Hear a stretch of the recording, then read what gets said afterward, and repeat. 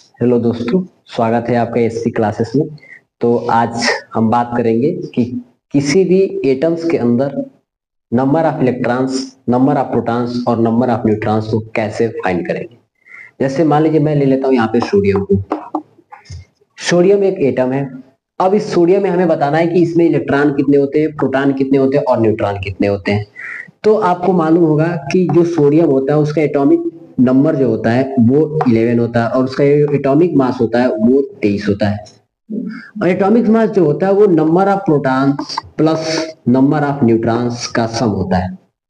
और ये जो एटॉमिक नंबर होता है ये बताता है आपका नंबर ऑफ प्रोटॉन्स। क्या बताता है? Number of protons.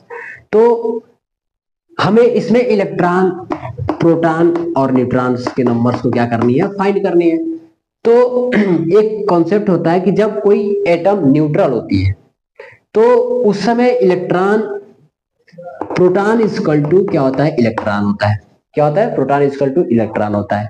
तो इस तरह से हम ये जो एटम मैंने लिया है सोडियम, इस पे कोई चार्ज तो है नहीं, तो इस तरह से देखेंगे कि जितना प्रोटॉन है, यहाँ पे प्रोटॉन कितना है? 11 है, क्योंकि मैंने बताया कि जो एटॉमिक नंबर होता है वो नंबर ऑफ प्रोटॉन्स को बताता है।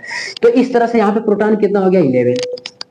और उसके साथ मैंने ये भी बताया कि जब वो एटम्स क्या होता है? न्यूट्रल होता है, तो जितने प्रोटॉन्स होते हैं उतने ही क्या होते हैं? इलेक्ट्रॉन्स होते हैं। इस तरह से यहाँ पे इलेक्ट्रॉन कितना हो जाएगा आपका? 11 हो जाएगा। ठीक, अब बच रहा है आपका न्यूट्रॉन। अब मैंने बताया कि जो एटॉमिक मास होता है वो प्रोटॉन प्लस न्यूट्रॉन का सम होता है। तो उसमें से जब प्रोटॉन आपका 11 हो गया तो बचा आपका क्या? न्यूट्रॉन। और वो न्यूट्रॉन कितना हो जाएगा आपका? 12 हो जाएगा।